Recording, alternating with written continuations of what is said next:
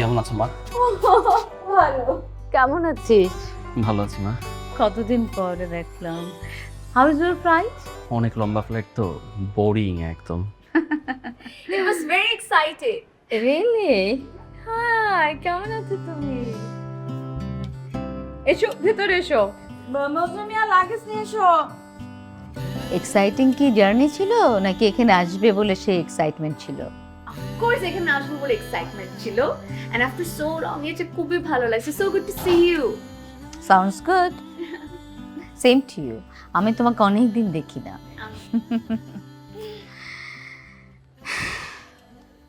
আচ্ছা, লাগেজগুলি নিয়ে এসছো? তাহলে ইয়ে করো, ও সারাকে ওর বেডরুম দেখিয়ে দাও।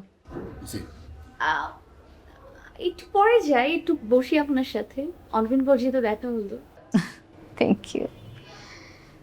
অনেকে তো মিনিমাম এক্সাইটমেন্টও থাকে না, অকৃতজ্ঞ।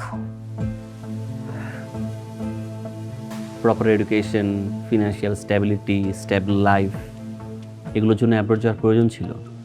তাছাড়া জীবন তো আর নাটক উপন্যাস না। মজলিমিয়া দাঁড়াও, দাঁড়াও এখানে।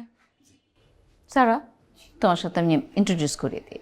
উনি হলো মজলিমিয়া, আমাদের এই পরিবারের সবচেয়ে পুরনো গৃহকর্মী। Hello mister Majnu. মজনু চাচা বলো। চাচা। না, তোমার জন্য মজনু মামা।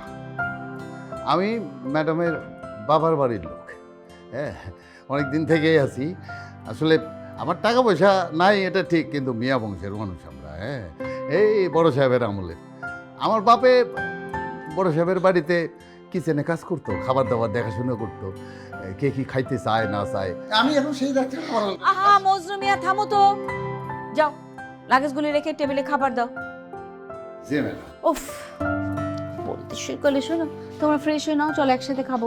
নিশ্চয়ই অনেক জার্নি করেছো, খিদে পেয়েছে তাই না? যাও, তুমি তোমার রুমে নিয়ে যাও সারাকে। It's for you.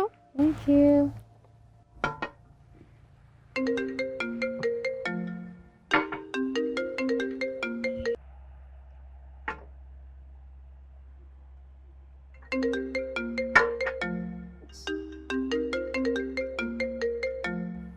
Sorry. Pick up না, it's not more than important. ওই যে আত্মীয় স্বজন থাকে না, ঝামেলা হয়েছে, পুরনো ঝামেলা। এখন এতদিন পর মনে হয়েছে যে দেখা করে মিটমাট করবে। লিভ ইট।